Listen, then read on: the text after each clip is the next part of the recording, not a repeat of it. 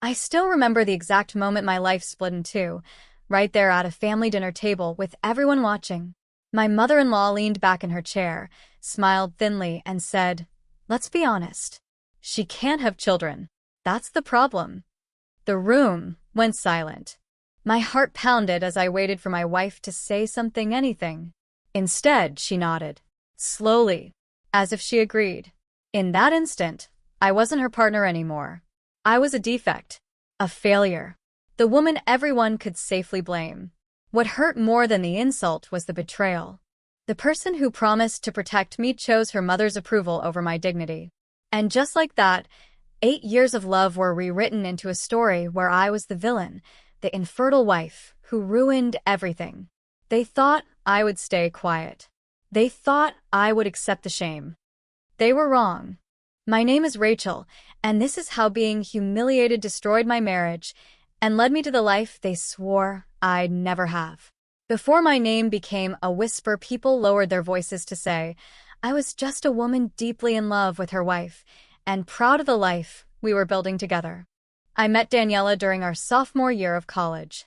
We were both business majors, paired up for a semester-long marketing project neither of us wanted.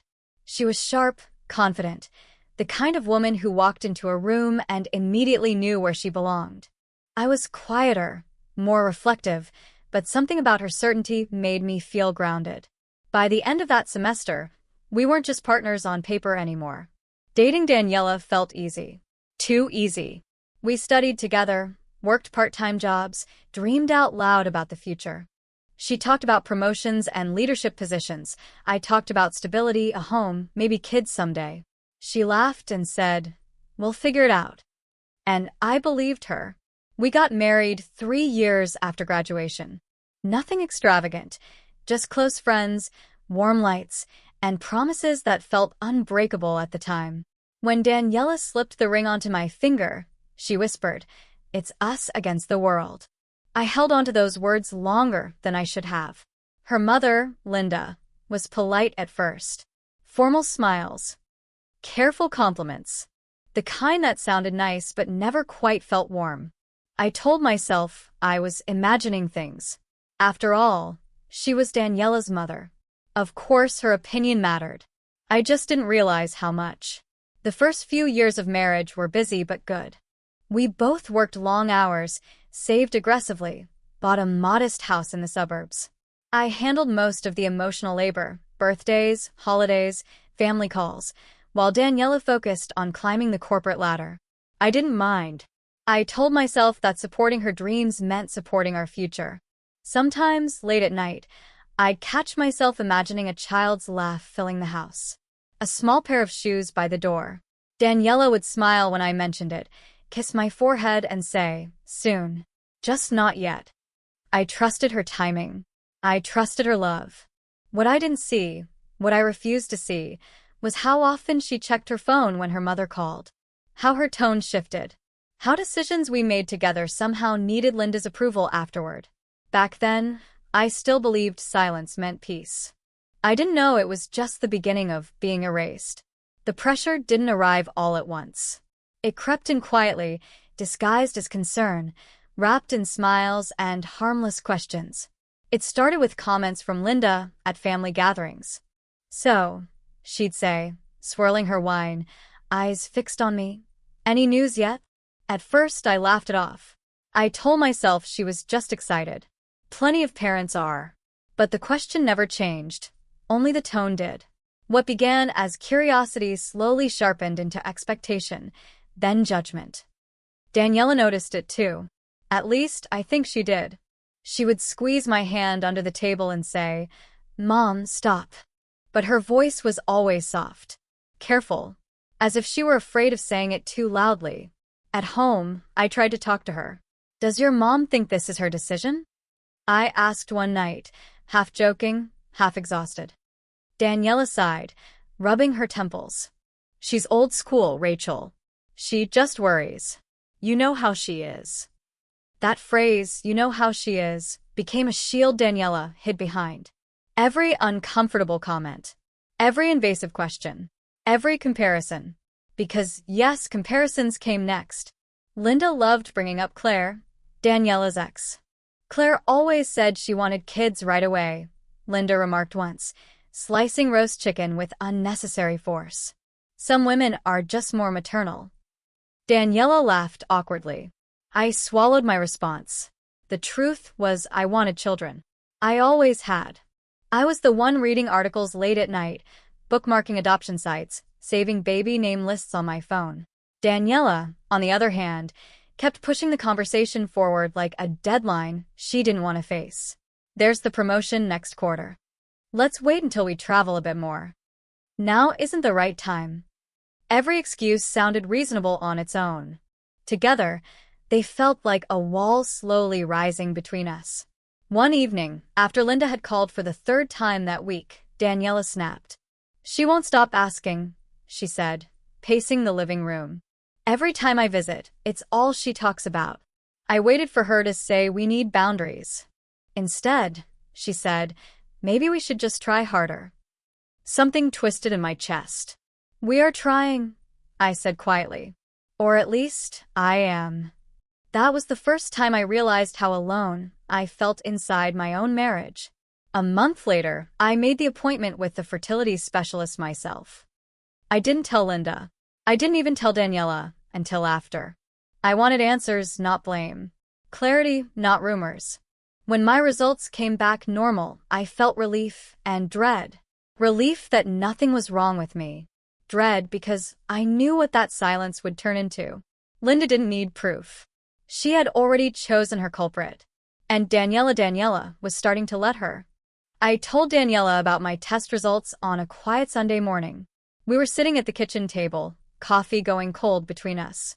I slid the folded paper across to her and said, as gently as I could, everything came back normal. She stared at it for a long moment. Too long. That's good, she said finally, but her voice didn't carry relief. It carried panic. I waited for her to say she'd schedule her own appointment next. I waited for reassurance, for teamwork, for us. Instead, she stood up, rinsed her mug, and said, I've just been really busy at work lately. Busy became the new excuse. Busy became months. Every time I brought it up, Daniela deflected. Can we not do this right now? Why are you pressuring me? You're making this a bigger deal than it needs to be. And slowly, quietly, the narrative began to change. Linda stopped asking when we'd have kids. She started saying why we didn't. At a family brunch, she leaned toward Daniela and said loudly enough for everyone to hear, some women just aren't meant for motherhood. It's not their fault, really. Then she looked straight at me and smiled. I felt heat rush to my face. Daniela said nothing. She just focused on her plate, as if ignoring the moment could erase it. On the drive home, I finally lost my patience. Why didn't you say anything? I asked. She basically called me broken. Daniela gripped the steering wheel. You're too sensitive, Rachel. She didn't mean it like that. But she did mean it like that, I said. And your silence lets her. That night, Linda sent me a message. Maybe you should see another doctor. These things can be tricky. It wasn't concern. It was accusation. A week later, Daniela came home unusually quiet. She didn't kiss me hello. She didn't ask about my day.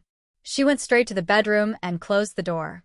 When I followed, she was sitting on the edge of the bed, eyes red. My mom thinks you're the reason we're struggling, she said. Flat. Careful. I laughed, because the alternative was breaking down. And what do you think? I asked. She hesitated. That hesitation shattered something inside me. I think Daniela started, then stopped. I think we don't know everything yet. You know I got tested. You know I'm fine. She looked away. Linda says tests can be wrong. Linda says. Linda thinks. Linda believes. Not we. Not us. From that moment on, I felt myself shrinking inside my own home. Conversations stopped feeling safe. Every disagreement ended with me apologizing just to keep the peace. And behind my back, though I didn't fully realize it yet, a story was being written where I was the problem. The infertile wife. The obstacle. The disappointment. What hurt the most wasn't Linda's cruelty. It was realizing that Daniela was letting her mother rewrite our marriage, one silent moment at a time. And I was running out of excuses to ignore it. The night everything finally exploded was supposed to be simple. A family dinner. Nothing fancy. Just Linda, a few relatives, and us. I remember standing in our kitchen that afternoon, carefully seasoning the food, telling myself this time would be different. I even practiced neutral answers in my head, polite smiles, short replies, emotional armor firmly in place. I didn't know armor is useless when the attack is planned. The wine started flowing early. By the second glass, Linda's voice grew louder, sharper. She laughed too much, leaned too close, and kept staring at me like I was a problem she was tired of pretending not to see. "So," she said suddenly, tapping her fork against her plate. "I ran into Claire last week." My stomach dropped. "She's doing so well," Linda continued. "Married. Pregnant already. Twins, actually." She paused, letting the word hang in the air like a challenge. "Some women are just built right." A few people chuckled nervously. I waited. I waited for Daniela to shut it down, to change the subject, to say my name. She didn't. Linda turned fully toward me then, her smile thin and sharp. "Rachel, don't take this the wrong way," she said. "But maybe it's time to admit the truth. You can't have children. And my daughter deserves better than wasting her life waiting." The room went silent. I felt like all the air had been sucked out of my lungs. My hands were shaking, but I kept them under the table, nails digging into my palms. "That's not true," I said, my voice barely steady. "You don't know that." Linda laughed. "Oh, please. We all know. You've been married how long now? If it hasn't happened, it's obvious." I turned to Daniela. She was staring at her plate, lips pressed together. "Say something," I whispered. She didn't look up. That silence was louder than Linda's cruelty. "I've done the tests," I said, standing now. My chair scraped loudly against the floor. "My results are normal." Linda's eyes widened, then narrowed. "So now you're lying too?" "I'm not," I said. "But Daniela, you haven't even told them, have you?" Daniela shot up, panic flashing across her face. "Rachel, stop," she hissed. "No," I said, my voice cracking. "I'm done stopping." I turned back to the table. "I'm not the reason we don't have kids. I've been trying. I've been waiting. I've been patient while your daughter avoided the truth." The room erupted. Linda slammed her hand on the table. "How dare you humiliate her like this?" Daniela finally spoke, but not to defend me. "You embarrassed me," she said, eyes blazing. "In front of my family." Infertile. Stunt. "I was being attacked," I said. "And you did nothing." Linda scoffed. "Victim now, are we?" Something in me snapped. "For months, you've been calling me broken," I said, my voice shaking with rage. "You've told people I'm defective. And you—" I turned to Daniela, tears finally spilling over. "You let her." Daniela crossed her arms. "You didn't have to make it public. Neither did she." Linda stood up, pointing at me. "If you had any decency, you'd apologize." To me. "To my daughter." I looked around the table. No one met my eyes. Not one person. In that moment, I understood something terrifyingly clear. I was alone. Not just at that table, but in my marriage. I grabbed my coat. "I'm not apologizing for defending myself," I said quietly. "And I'm not staying where I'm treated like this." Daniela followed me to the door. "If you walk out," she said coldly, "don't expect things to be the same." I turned back, heart pounding. "They haven't been the same for a long time," I said. I was just the last one to see it. I walked out into the night, my chest tight, my hands shaking, knowing, deep down, that something irreparable had just happened. That dinner didn't just humiliate me. It ended my marriage. I didn't go home that night. I drove aimlessly until the streets blurred together, until my hands stopped shaking enough for me to pull into a cheap hotel parking lot and sit there in silence. The room smelled like stale carpet and disinfectant, but at least it was quiet. No accusations. No whispers. No one telling me who I was supposed to be. Daniela didn't call. By morning, my phone was full of messages, but none from her. They were all from Linda. You humiliated my daughter. You exposed private matters that weren't yours to share. If you had any shame, you'd apologize. I stared at the screen, my chest tight with a familiar mix of anger and disbelief. Somehow, even now, I was still the villain. When I finally went home that afternoon, Daniela was already there, sitting on the couch, arms crossed, eyes cold. You really embarrass me, she said before I could even put my bag down. I laughed, a hollow sound. That's your opening line? You blindsided me, she continued. You turned my family against me. I felt something inside me crack. Your family turned against me a long time ago. You just didn't care because it wasn't happening to you. She stood up. You should have talked to me privately. I tried, I shot back. For months. You shut me down every single time. She looked away. That tiny gesture, so small, so familiar, finally pushed me past the edge. You already knew, didn't you? I said slowly. You knew you had fertility issues. Her shoulders stiffened. Answer me, I said. Silence. That was all the confirmation I needed. How long? I whispered. Daniela's voice was barely audible. Almost a year. A year. A full year of watching me take the blame. A year of letting her mother tear me apart. A year of letting me doubt myself while she hid behind excuses and silence. And Linda? I asked. She knew too, didn't she? Daniela closed her eyes. She suspected. I let out a bitter laugh. No. She knew. And instead of protecting you, instead of protecting us, she decided to destroy me. Daniela's voice shook. You don't understand what it's like to grow up with her. No, I said quietly. But I understand what it's like to be sacrificed to keep her happy.